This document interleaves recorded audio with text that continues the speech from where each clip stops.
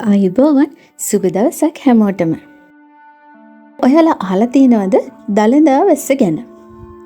මොකද්ද මේ දළදා වැස්ස කියන්නේ? මේ 1921 මැයි 12 වන දින සිදුවීමක්. ඒ කාලෙදී අපේ රටේ පාලනය කරගෙන ගිහින් තියෙන්නේ බ්‍රිතාන්‍යයන්. එම කාලවකවානුවේ සිටි ආණ්ඩුකාරවරයා වුණේ රොබර්ට් චාමස් මහතා. ඔහු ඒ දිනවල නැවතිලා ඉඳලා තියෙන්නේ මහනුවර ක්වීන්ස් හෝටලයේ. එදා වෙසක් පොය දවසක්. බෞද්ධ ජනතාව එක දිගට දළදා හිමියන් වඳින්නට යන බව චාමස් උඩුමහලේ ඉඳලා දැක්කා.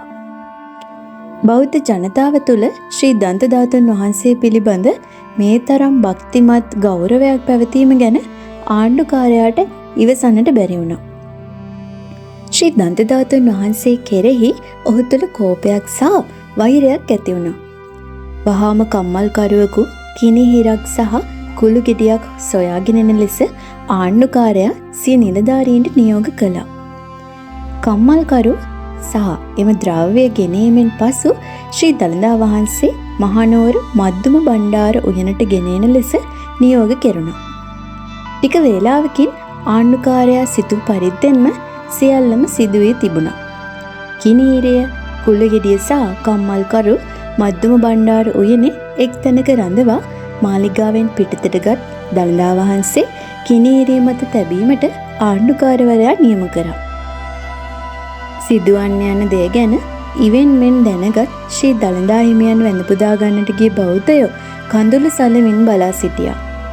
ශ්‍රී දන්තධාතුන් වහන්සේ කිනිහිරිය මත තබා කුළු ගෙඩියෙන් ගසා කුඩු කර දමන ලෙස ආණ්ඩුකාරයා කම්මල්කරුට නියෝග කරා. රාජ නියෝගය බුද්ධ නියෝගයට වඩා ලොකුයි. කම්මල්කරු දළදා හිමියන් කිනිහිරිය මැද තබා කුළු ගෙඩිය ඔසවා වැරෙන් පහරක් පහලට පාත් කරනවා. නමුත් කුළු ගෙඩිය ලන්වන විට ශ්‍රී දන්තධාතුන් වහන්සේ එතන තිබුණේ නැහැ. ඔයාලා හිතන්නේ මොකක් වෙන්න ඇති කියලාද? ආණ්ඩුකාරයාට හොඳටම තරහ යනවා. අඩියට දෙකට පැමිණි කම්මල්කරුගේ බෙල්ලෙන් අල්ලාගෙන කෝතොපේ බුද්ධා හොයාපිය ඉක්මනට හොයාපිය නැත්නම් තොටත් මරණේ හේ කෑගසනට ඕන. සුද්දාද ඔහුගේ නිලධාරීන්ද සමග දන්තධාතුන් වහන්සේ සොයන්නට ඕන. කොතනකවත් පෙනෙන්නට තිබ්බේ නැහැ. කුඩු වී ඇද්දයි කිනිහිරේ අතගා බැලුව නමුත් කිනිහිරේ එවැනි කිසිදු ලකුණක් තිබ්බේ නැහැ. කෝතොපේ බුද්ධා හොයාපිය නැත්නම් තොපි ඔක්කොම මරනවා. සුද්දා දැඩි කෝපෙන් තර්ජනය කරන්නට වුණා. මොහොතකට වඩා ගත වූයේ නැහැ. මොළ සූර්ණ වැස්ස පටන් ගත්තා. දොඹ කිටි තරම් ලොකු ඇහිපොද හිටි හැටියේ කඩා වැටෙන්නට වුණා. වැස්ස නවතීවි කියලා බලාගෙන බලාපොරොත්තුවෙන් ටික වේලාවක් සිටි නමුත් වැස්ස නැවතිලාම නැහැ. සුද්දා සහ ඔහුගේ සහචරයෝ තෙමි තෙමීම ක්වීන්ස් හෝටලේ වෙත දුවගෙන ගියා. එසේ පටන්ගත් වැස්ස නැවතුනේම නැහැ. රැස් සිටි බෞද්ධ ජනතාවද තෙමි තෙමි යාබද කඩපිල් ආදියට දිව ගියා. වැස්ස නොනැවතීම වහින්න ගත්තා. එදා දවස පමණක් නොවේ, එදා රාත්‍රිය පමණක් නොවේ, ඊළඟ දවසේ පමණක් නොවේ, එක දිගට නොනැවතීම වහින්නට ගත්තා. මුළු මහනුවරම වැවක් වගේ.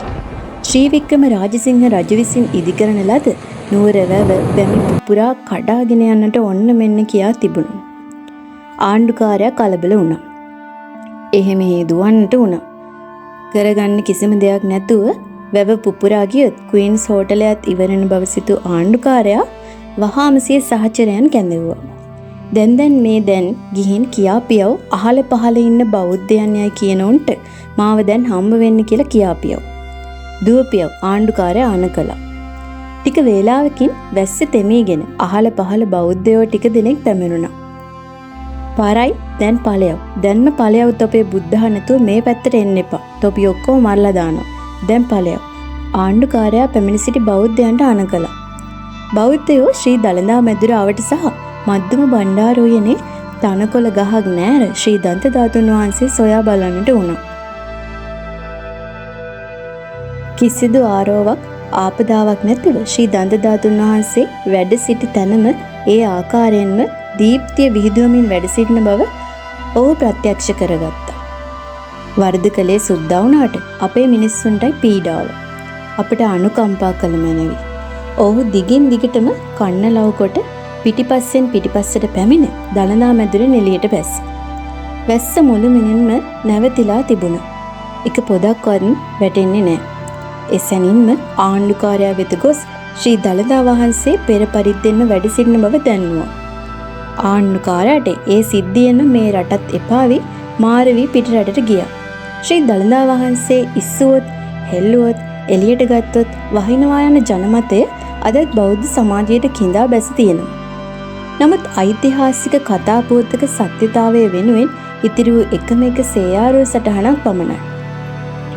ඉතින් ඔබ හිතන්නේ ශ්‍රී දළදා වහන්සේ ඇල්ලුවොත් හෙල්ලුවොත් මේ වගේ දළදා වැසි එක දිගටම වැටෙන්න ගනීද? ඔබේ අදහස පහලින් කමෙන්ට් කරන්න. වාහනයක් ගන්නයි විකුණන්නයි හදාගන්නයි ඇඟිලි තුඩේ දුරින් ලංකාවේ තියෙන හොඳම තැන රැපිඩ්.lk